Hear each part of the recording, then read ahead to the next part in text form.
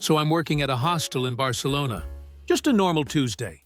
And this American guy walks up to the front desk at like 11 p.m. looking genuinely upset.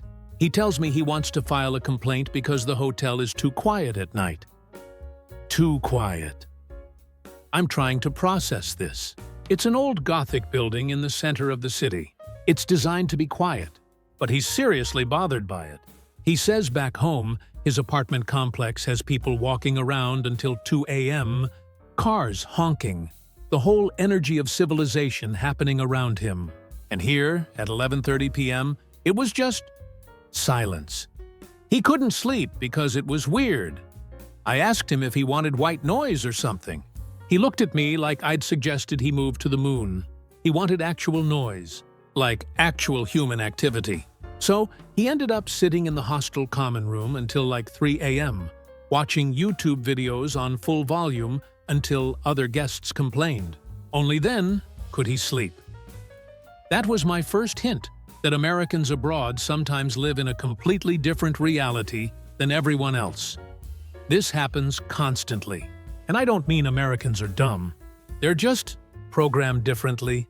They're coming from a place where the infrastructure, the culture, the entire system runs on totally different logic. And when they hit a country that doesn't operate on that logic, things get weird fast. Like, I had a friend who was an English teacher in Japan. She told me about the time an American student asked why they couldn't wear shoes in the school gymnasium. Not because he didn't understand the rule. He understood it. He just didn't think it was a good rule. He spent like 20 minutes explaining to the Japanese teacher that shoes actually protect your feet from getting dirty. So the rule was backwards. The teacher just nodded politely and waited for him to leave. Then there's the time I was in a hostel in Berlin, and an American couple was trying to order food. The restaurant had a printed menu in German. The couple kept asking the waitress questions about every single item. Not because they were curious, because they wanted her to recommend what tasted good. Like they were at Olive Garden, and the waitress was their friend. The German waitress just stared at them. She didn't recommend anything. She just pointed at the menu and walked away. My favorite was probably when I was on a train in Switzerland, and an American was sitting across from me reading a book about Swiss culture. He was genuinely shocked to learn that Switzerland has 4 different official languages, depending on which region you're in. He kept saying out loud, "That doesn't make sense. Why wouldn't they just pick one?" Like Switzerland had been operating this way for centuries just to confuse him personally. But here's the thing. These people weren't trying to be difficult. They were just experiencing the world through a very American lens. And that lens is pretty unique, so buckle in. Because I've collected stories from people who've worked abroad, traveled extensively, and just plain found themselves in situations where American logic met the rest of the world. And the results are absolutely wild. Let's start with tipping. Because this is where things get genuinely uncomfortable for everyone involved. I know a bartender in London who had an American customer leave a 25% tip on his drink. The bartender was confused. He thought the credit card machine was broken. He literally called his manager over to check if the payment had gone through correctly. When they confirmed it had, the bartender actually looked uncomfortable. He tried to give some of the money back. The American got offended and said he was insulting his generosity. What the American didn't know is that tipping in the UK is optional, and often very small, like 10% if the service was great. 25% is not generous. It's bizarre. It signals that either the customer doesn't understand local custom, or they're trying to buy friendship, or they feel guilty about something. The bartender ended up having a weird interaction instead of a normal transaction. This happens in restaurants too. I was eating dinner in Copenhagen with an American friend, and he left 30%. The server came back looking genuinely concerned. She asked if something was wrong with the food. He said no, everything was perfect. She said, "Then why did you leave so much money?" It turned into this awkward explanation where he had to justify his own generosity. She thought he was either angry or trying to tell her something was terrible. But here's where it gets really complicated. Tipping in America is tied to worker wages.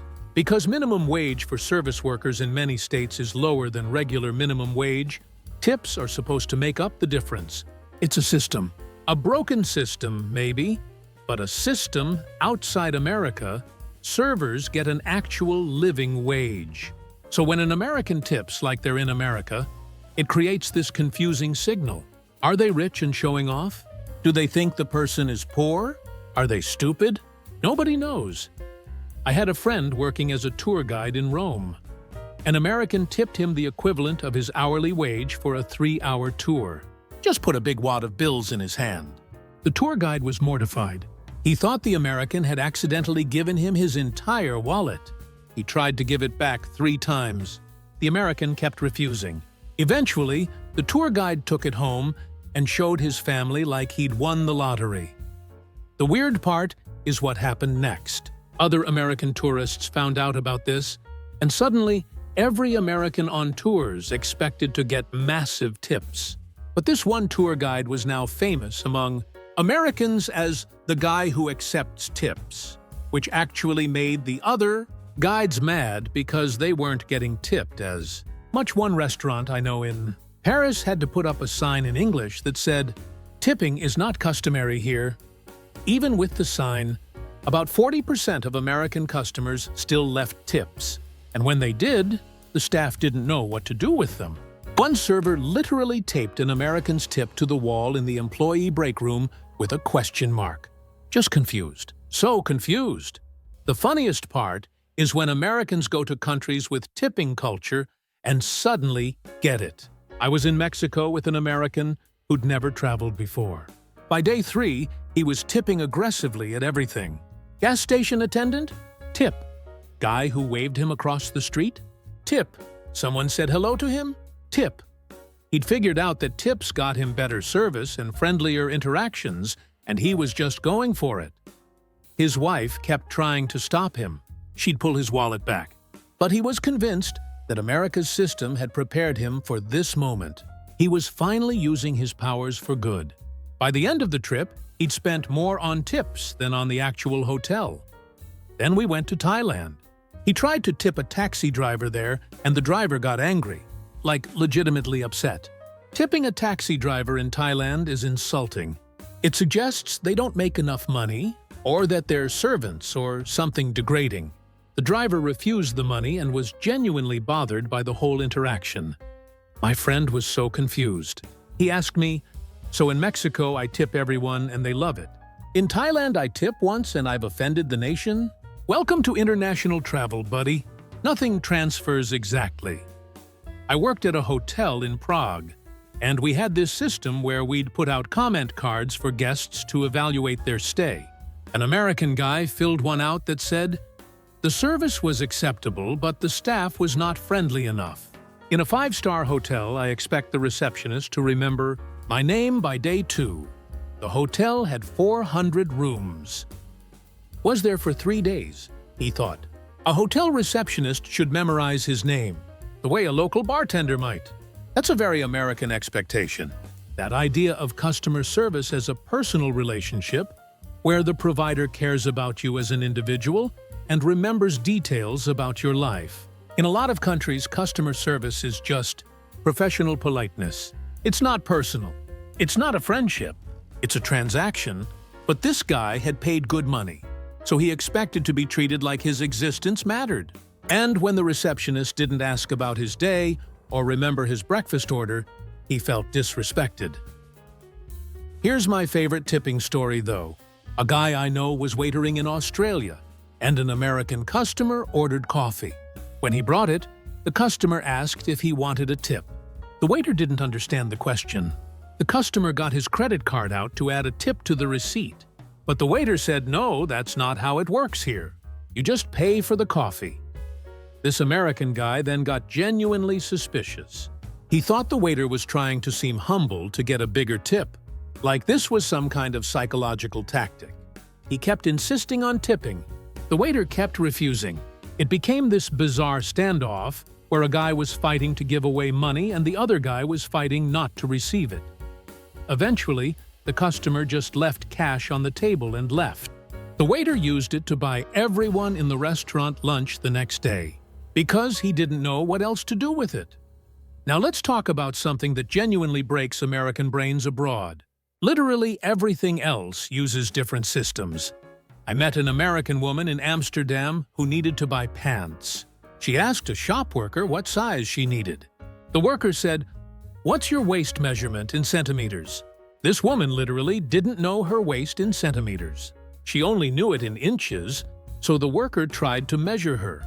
But she kept flinching because she was uncomfortable with the measurement being taken. Then she asked what size that translated to in American sizing. The worker didn't know. They didn't stock American sizes. They had European sizing.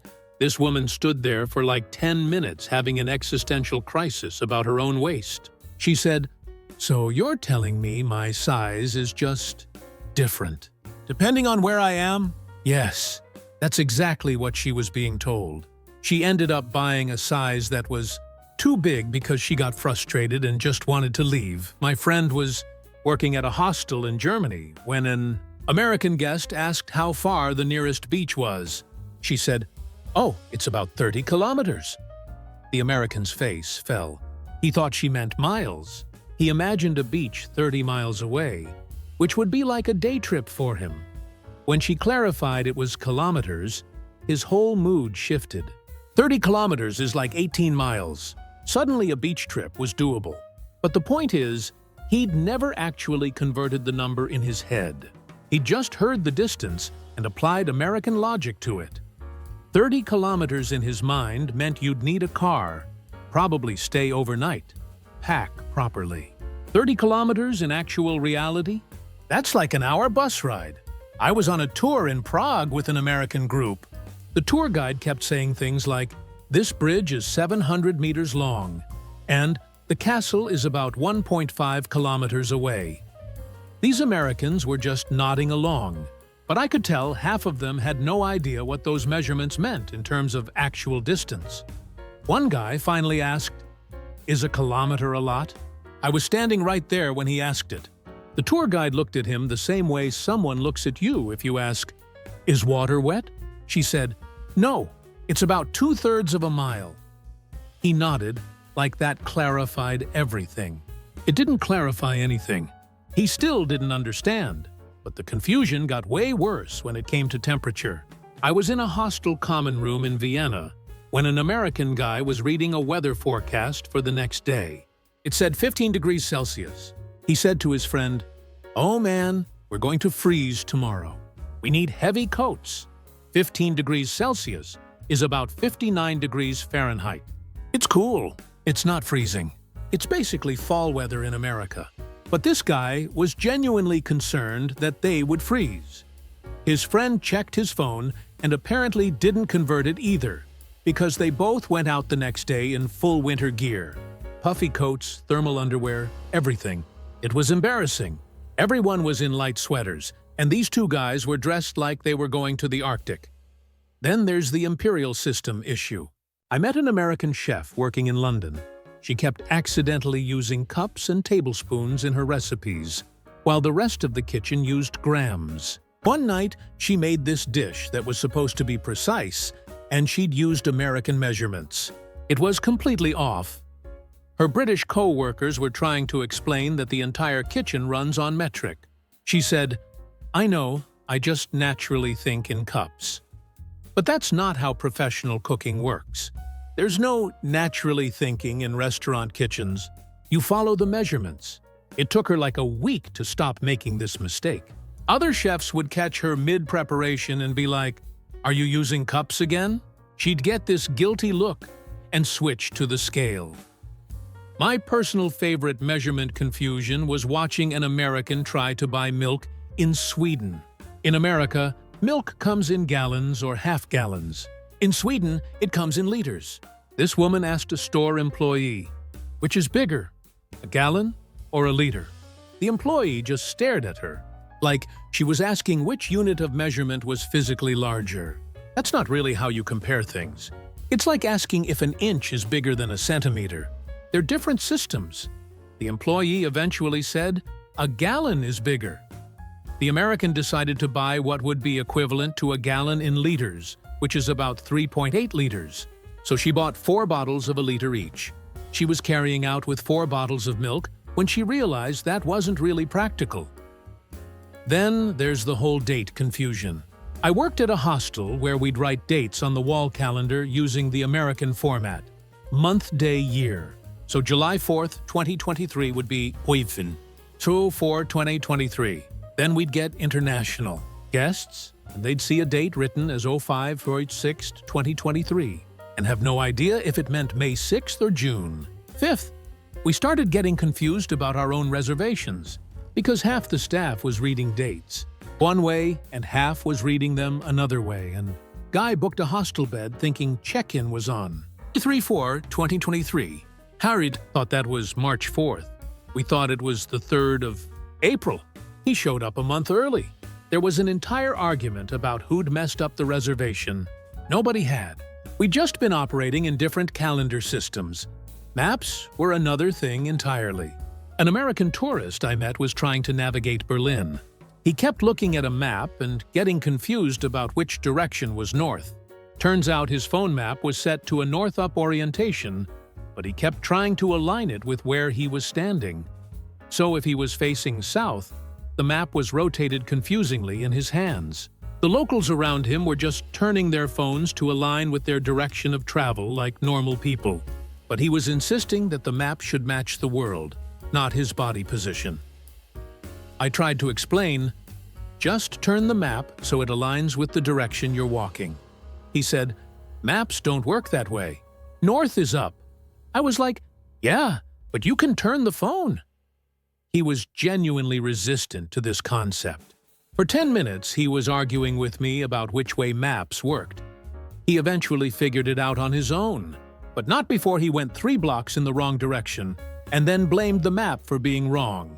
Okay, so we've established that Americans don't understand measurements, tips, or how to read a turned map.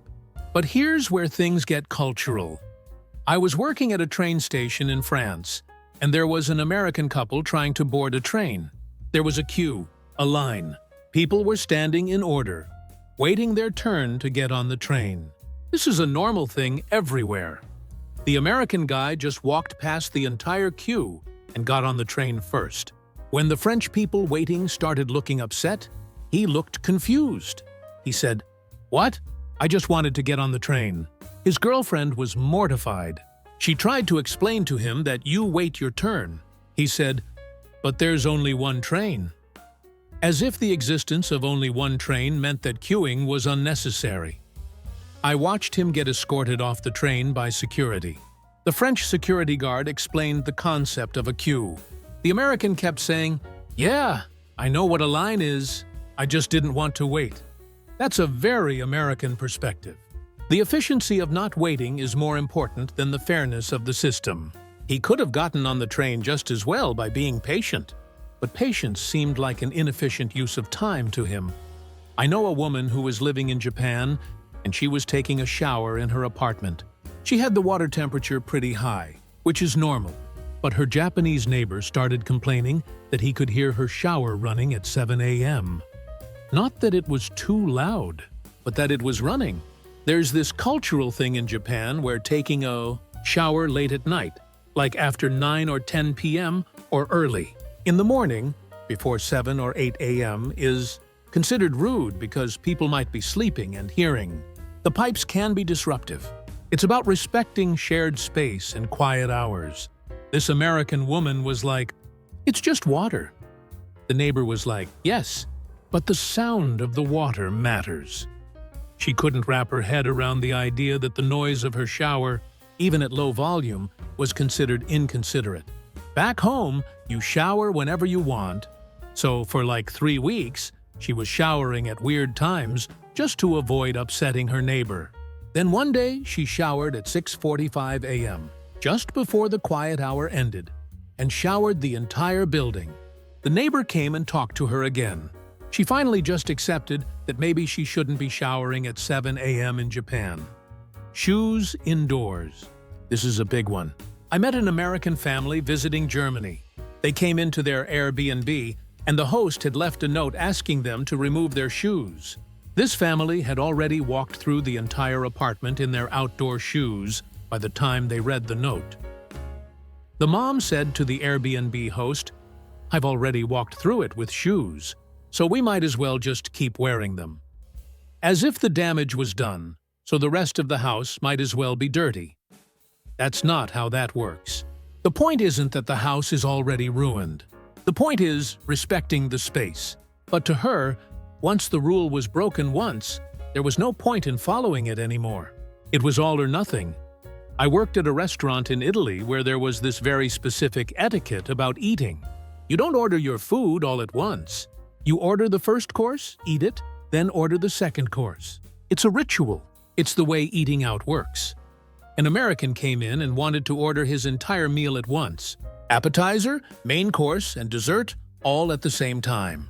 He said, "I just want to know the timeline." The server tried to explain that they would bring each course when it was ready. He got impatient and said, "Can't you just make it all and bring it out when it's done?" The server basically said no. That's not how Italian restaurants work. The American got annoyed, as if the restaurant was being inefficient on purpose. He even said, "Back home, we get everything at once." Yeah, buddy. That's kind of the problem. My favorite etiquette story involves a hostel in Barcelona, where there was a very clear rule. Quiet hours between 11 p.m. and 8 a.m. This is written on the wall. It's in the house rules. Everyone signs it. An American guy had a video call with his family in the US at midnight. Not a quiet phone call. A full-volume video call with his family yelling greetings to him and him yelling back. He was in a dorm room with 6 other people trying to sleep. When the hostel staff asked him to take it outside or use headphones, he was genuinely offended. He said, "It's just family." Like family time was an exception to the quiet hours. Other residents were literally banging on the wall. He still didn't understand why he couldn't just have a loud conversation at midnight in a shared dorm. Then there's the queue cutting thing, which is a big deal in the UK. I was standing in line at a coffee shop in London, and an American woman walked right up to the counter, bypassing like 15 people. When people started looking at her, she seemed confused. She said to the barista, "I'm just ordering a coffee." Like that was an explanation. Like she had explained that her coffee order was quick, therefore she should go to the front. The barista told her to go to the back of the line. She acted like this was incredibly unreasonable. She said, "But I've already told you what I want." The barista said, "Yes, but you also haven't waited." This woman couldn't grasp that wait time was a universal rule that applied to her too. Queue culture in places like the UK is sacred. You don't skip it. Even if you're just buying one thing, even if you're in a rush, everyone waits their turn. It's basic fairness. I was on a tour in the Netherlands when an American asked the tour guide, "Why do you guys all follow the rules so strictly?" Like it was weird that people followed traffic laws and didn't litter and didn't cut lines. The tour guide said, "Because that's how society works." The Americans seemed to think that the Dutch were being uptight. But here's the thing. The Dutch follow rules strictly because when everyone does, everything runs smoothly.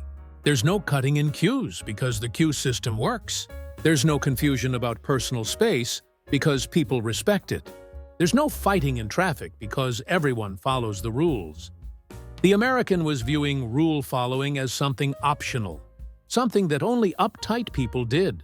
The Dutch were viewing it as the foundation of their society. One last etiquette. 1. I was at a dinner party in Germany when an American guest asked the host how much the wine was. Like, he looked at the bottle, read the label, and asked how much it cost. The host looked incredibly uncomfortable. Apparently, you never ask how much the food or wine your host provided costs. That's rude. It implies the host is poor or that you're evaluating their worth by what they spent. The American thought he was just making conversation. He genuinely miscalculated the social situation. He tried to recover by saying, "I just want to know so I can repay you." But that made it worse. If someone invites you over and provides wine, you don't repay them for specific items. You just say, "Thank you," and maybe bring a bottle next time you invite them over. The American's brain was in transaction mode, cost plus repayment. The Germans were in community mode. Hospitality equals friendship. Different systems. Completely different. The thing about all these stories is that nobody is actually wrong. The American in Barcelona wanted quiet because he's used to ambient noise. That's not stupid. That's just his normal. The person tipping 25% in London isn't rude. He's trying to be generous based on the system he knows. But here's what's interesting. The people who travel successfully are the ones who realize something important. The way they do things isn't the way everyone does things. And that's actually fine. I met this American woman in Switzerland who'd lived there for 2 years. She told me that the first year was basically learning what she couldn't do the way she was used to doing it. The second year was figuring out why the Swiss way actually made sense. By year 2, she wasn't frustrated with the system anymore. She was like, oh, I see. This is better. She said the moment everything clicked was when she stopped asking, "Why don't they do it like America?" and started asking, "Why do they do it this way?" Those are fundamentally different questions. The first question assumes America is the baseline. The second question assumes that other systems have their own logic. I've got one more story that kind of sums this up. I was working at a hostel in Portugal, and we had 2 American guests. One of them was constantly frustrated. The showers were different. The plugs were different. The food portions were different. The whole experience was wrong. The other American was just experiencing it. He was like, "Yeah, the shower is different. That's cool. Let me figure it out." He had the exact same experiences as the other guy, but his reaction was curiosity instead of frustration. At the end of the week, frustrated American guy was angry. He said he'd never come back to Portugal because nothing was right. The other guy was already planning his next trip. The difference wasn't intelligence or politeness or anything like that. It was just flexibility. A willingness to accept that different doesn't mean worse. Spoiler alert, these stories never stop coming. There will always be Americans who go abroad and get confused by measurements, or tip the wrong amount, or cut lines, or ask about the cost of wine. That's just how humans work.